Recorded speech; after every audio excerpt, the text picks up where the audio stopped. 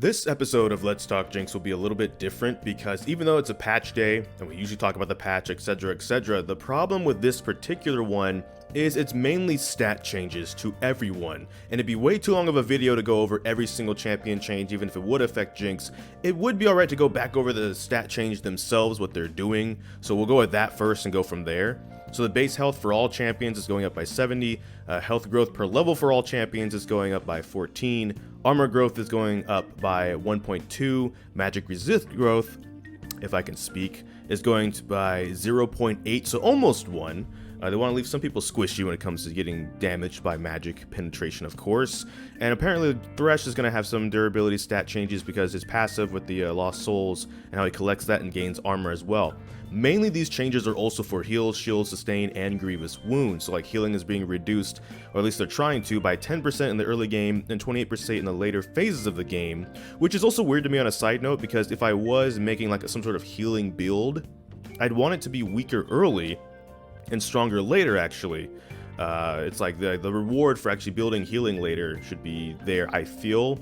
And then just leave grievous wounds alone, though. Instead of reducing grievous wounds, leave it strong. And then that's how I would do that, but obviously that's why I'm not at Riot. Riot knows what they're doing, of course. Shielding is being reduced by 10%, Omni-Vamp is being reduced by 10%, Grievous Wounds is going from 40% reduced healing to only 30%, Enhanced Grievous Wounds is going from 60% to 50%, and to be fair, I made this joke in the last video, but like the idea is because healing is going to be weaker overall, especially in the later phases of the game, Grievous Wounds doesn't need to be as strong, because if it's going to be 30% reduced healing, when healing's going to be reduced by 28% later, it's almost going to be like you're not healing if they left it at 40% or the enhanced at 60%. It's like there'd be no point building any healing whatsoever. And I understand that, right? Like, all jokes aside. That being said, so all of these are things that are going to be applied to Jinx up here, and these are systematic changes. So Jinx doesn't have any base like healing built into her kit. She has to build it or something like that. So these really only matter when it comes to all these champion changes if you have some sort of healing that's already built into your kit, like a lot of these champions already do. So just keep that in mind, though, when it comes to AD carries, since the lane matchups for Jinx will be different a little bit. It is based off of the healing if they have something in their kit. Otherwise, all the changes and stats that they are getting are also stats that Jinx is getting, so that might feel exactly the same for a lot of these matchups when you take that into consideration. Now, if we keep going all the way past the champion changes, support changes as well, mind you, keep that in mind. A lot of healing and shielding supports might feel a bit different. They might feel like you can even fight them if you're going against them more than before. Items, of course, like Thornmail, so Grievous Wounds is going to be down on that. When you're going against tank champions that want to build this against you because you're an auto attacker, it's going to be weaker. The Grievous Wounds, even the Bramble Vest on the first back is going to be, weaker. It's down, again, same stats as before. But it doesn't mean items that we do build, like what a reminder, the Grievous Wounds is going from 40 to 30 and 60 to 50. So keep that in mind as well. Even Executioner's Calling, that's a good item to get if you're going against like a Soraka in the lane or a champion that heals a lot early and you just can't deal with it.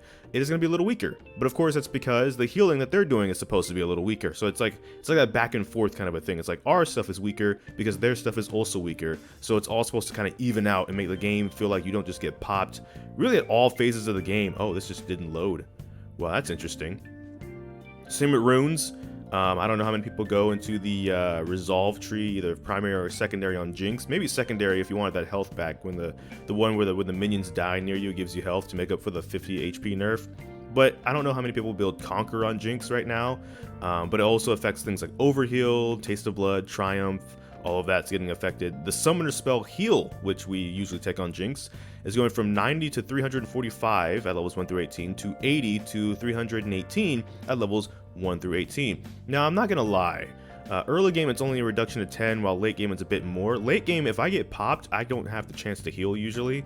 So I wonder if in a game state where they're trying to make the game feel like you don't die instantaneously, we can feel like we get to heal again without just dying. You know what I mean?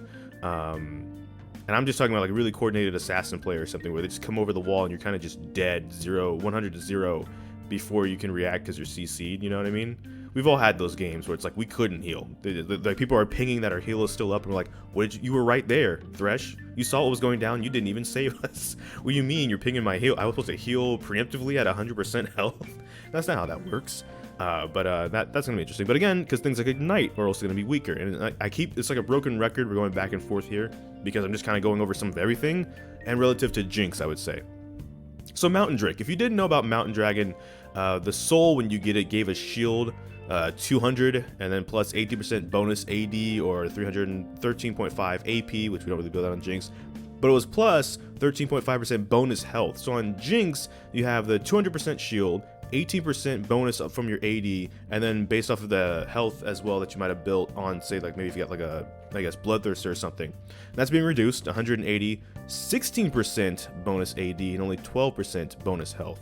On Ocean Drake, because that one was the health regeneration one, so you got 2.55, 2.7 or 7.5 and 10%. I'm guessing it's per dragon slain. It's going from 2, 4, 6, 8% missing health per Ocean Drake in terms of the healing. In terms of the overall soul, though, it was 160 plus 30%, or maybe that's 36% bonus AD and 9% bonus health with the healing. It's now going down to 130, 26% bonus AD, so it's like a 10% reduction, and 7% bonus healing. So things like Baron Nashor and stuff are also going to be doing less damage, keep that in mind. So Baron Nashor, the big old raid boss, the attack damage was 125 plus 8 per minute to 150 plus 10 per minute. So Baron Nashor is actually going to be doing more damage now. Maximum attack damage going from 435 to 520 at 40 minutes. So it's going to be that the raid boss is going to be even stronger now. I don't know. I'm going to throw back to the old players real quick. You remember, I want to say it was season 6? It had to be like 6 years ago, 5 years ago. It was like the end of the 2010s. There was a meta where Baron Nashor was so strong, no one would ever take it ever. Like they would just never touch it. It was just too much of a risk to try and bait it. It was too much of a risk to actually even just straight up fight it. You could even like call a truce with the enemy team and be like, okay, all 10 of us, let's fight this thing and see what happens. And the Baron Nashor would wash all 10 of you. It was something you just never wanted to go and fight. If you don't know about that, you can look it up. It was kind of an interesting meta. The Riot was like, we have to do something different about Baron. It's too powerful right now. I wonder if we're going to go back to that. Probably not, though. But anyways, the Void Corruption magic damage is going from 60 to 20% AD to 70 plus 20% AD. And no more unlucky. Baron now waits 30 seconds after taking damage before it can level up and gain stats, namely health. Oh my goodness, that was hilarious when that would happen, when it would like reset and level up because the minute would change and you'd just be like, oh great, that ruins whether we were baiting or whether we were trying to actually take it. That's not good.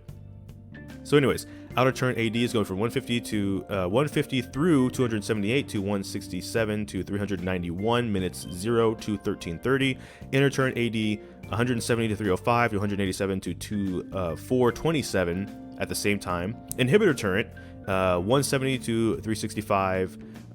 So that's the same actually, an inhibitor turret and inner turret. Nexus turret is the same looking like as the top turret, almost at 150 to 205 to 165 to 405 at all up until 13 minutes and 30 seconds from minute and second 0. So that does mean they'll probably be doing more damage to minions. It doesn't look like minions are in here getting some sort of change in their stats. So CSing under tower, we talked about that last week. That might be a situation you want to look out for. Keep in mind, it might actually just end up being the same because of damage we're doing, etc. Who knows? But we will honorable mention there is a High Noon Twitch skin, so you might play against some Twitches, some Samiras, and some Tom Kenches in your bottom lanes as well. But that's gonna be all for this video from me. It's mainly stat changes and what might affect Jinx. We will see. Probably have to experiment a bit more. I'm not entirely sure. There's a lot of stuff in here, but we'll see. Maybe this actually makes the game feel like it's less bursty, like they're trying to. And maybe Jinx will be fine, because maybe the game is technically going to slow down, and so scaling champions will actually get a little bit of a buff, like a mystery buff, or a ninja buff, whatever people like to call it, when it's like an unattended, like a placebo buff, where people just feel like that's better. But I don't know which video will be next, because I can have a lot of kinks. So until next time, take care. ggGetJinxed. Thank you for watching, and enjoy pizza responsibly.